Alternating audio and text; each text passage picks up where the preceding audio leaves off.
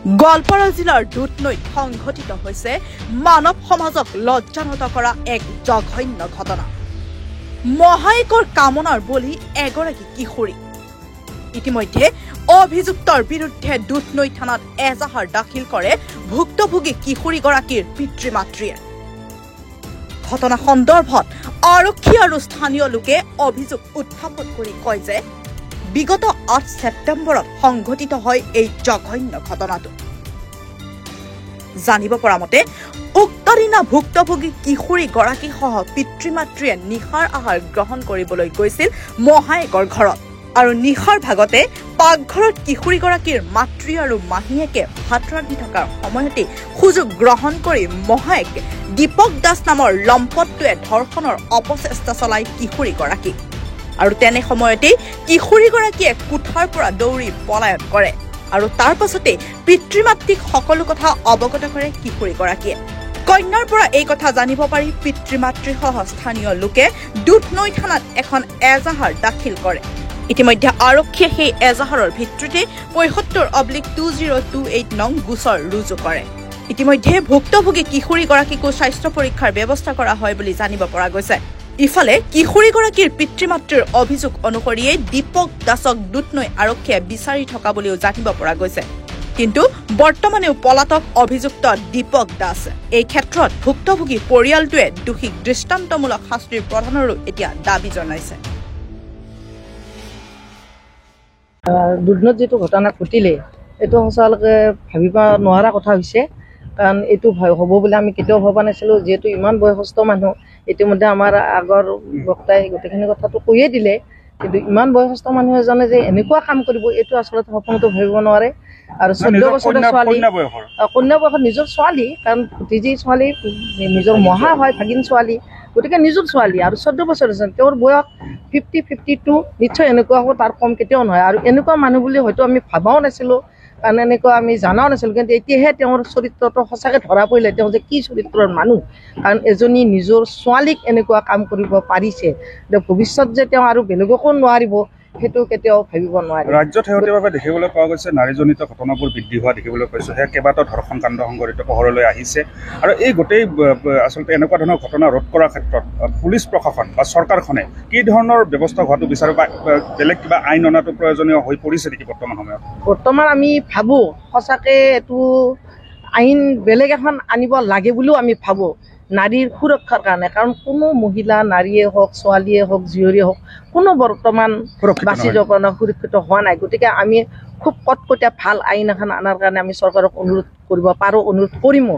কাৰণ এখন আইন লাগে আৰু যেতিয়া অপৰাধী ধৰা পৰে, অপৰাধীক আচলতে সহজতে এৰি নিদি তেওঁক শাস্তি আইনৰ সুৰুঙাতে যাতে আৰু আইনৰ যিটো সুৰুঙা, সেই সুৰুঙাৰে যাতে পাৰ হৈ যাব নোৱাৰে সেইটো ব্যৱস্থা কৰি মানে খুব ভাল ধৰণে শাস্তি দিয়াটো আমি বিচাৰোঁ।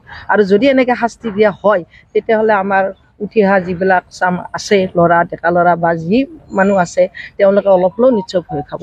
কিন্তু যদি শাস্তি নাপায় তেতিয়াহ'লে তেওঁলোকে ভয় নাখায় আৰু বেলেগেও এনেকুৱা কাম কৰিবলৈ বাধ্য হৈ যাব। কি হৈছিলে গোটেই ঘটনাটো? তাৰমানে ছোৱালীজনী, সৰু ছোৱালী, 14 বছৰীয়া ছোৱালীজনী মানে সিহঁতৰ ঘৰত গ'ল। সিহঁতৰ সম্পৰ্কীয় মানুহ হয়। মাক দেউতাকে বোলে গুৱাহাটী গৈছিলে কিবা কামত, তো বাচ্ছা দুটাক সিহঁতৰ ঘৰত থৈ গৈছিলে। ছোৱালীজনীৰ 14 বছৰ বয়স, ল'ৰাটো 10 বছৰ বয়স। আলহী হৈ কাৰণে সিহঁতৰ ঘৰত থৈ গৈছিলে। পিছত ৰাতি আহোঁতে দেৰি হ'ল, 9:30 মান বাজিলে। তাৰপিছত মাক দেউতাকে আহি সিহঁতক মানে পিক কৰি পেলাই লৈ যাব ঘৰত। পিছত মানে যিটো একিউজড, তেখেতৰ ৱাইফে কৈছে যে ভাত খাই পেলাই যাবি ৰাতি, আলহী হয় যিহেতু ইহঁতেও থাকি গ'ল, হ'ব ভাত খাই পেলাই যাম। তাৰপিছত মানে ছোৱালীজনীয়ে বোলে পঢ়া শুনা শেষ কৰি পেলাই বিচনাত বোলে শুই আছিলে। বিচনাত শুই থাকোঁতে এই মহাকজনে, একিউজজনে মনে মনে কৈছে, তেখেতৰ নাম দীপক দাস, বয়স 52-53 এনেকুৱা হ'ব চাগে। তাৰপিছত তেখেতে মানে গৈছে ৰুমত, গৈ পেলাই তেখেতৰ নিজৰ ল'ৰাটোও তাতে বহি পেলাই মোবাইল চাই আছে আৰু এই বিচনাত ৰেষ্ট লৈ আছে। তাৰপিছত কৈছে কি, বাবা ইমান গৰম, লাইটটো কিয় জ্বলাই থৈছা? সেনেকৈ কৈ লাইটটো অফ কৰি দিছে। লাইটটো অফ কৰি দি পেলাই তাইৰ ওচৰত গৈছে। তাইৰ ওচৰত যাই পেলাই তাইক মানে গাত হাত দিছে, মানে মালিচ কৰা কিবা এটা মেচিন লৈ গৈছে, লৈ যাই পেলাই তাইক বোলে মালিচ দিয়া মানে প্ৰিটেণ্ড কৰিছে আৰু পিছত তাইক সুধিছে ভাল পাইছা নে নাই, তাই কৈছে ভালেই লাগিছে মহা, এনেকৈ কৈছে। কোৱাৰ পিছতে বোলে তাইৰ বোলে বুকুত হাত দিছে, তাৰপিছত তাইক মানে বেয়া বেয়া হেৰি কৰিছে আৰু ধৰ্ষণৰ চেষ্টা কৰিছে। কিন্তু তাই মানে ছোৱালীজনীয়ে চিঞৰি দিলে, চিঞৰি দিয়াৰ কাৰণে মাক মাহীয়ে গোটেইখিনি পাকঘৰত আছিলতো, গোটেইখিনিয়ে দৌৰি আহি গ'ল। আহি যোৱাৰ কাৰণে মানে সি চান্সটো নাপালে, সি দৌৰি পেলাই পলালে। থানাত জনোৱা হৈছে, কেছটো এতিয়া অলৰেডি ৰেজিষ্টাৰ্ড হৈ গ'ল আৰু তাইক আমাৰ পুলিচে এতিয়া মেডিকেলৰ কাৰণে লৈ যাব।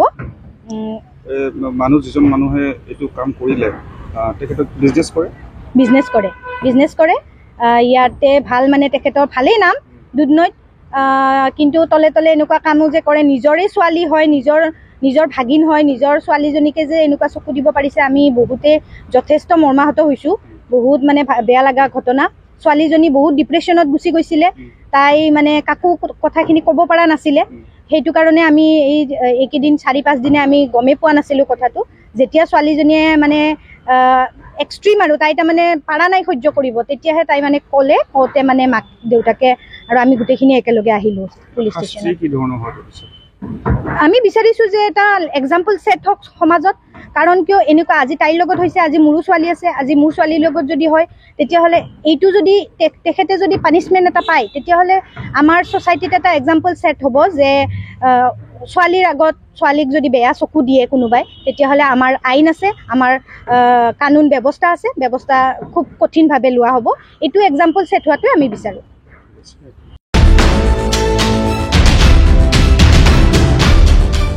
দুধনৈৰ পৰা নৱজিৎ ৰাভাৰ ৰিপৰ্ট, এনি ভাৰত 24।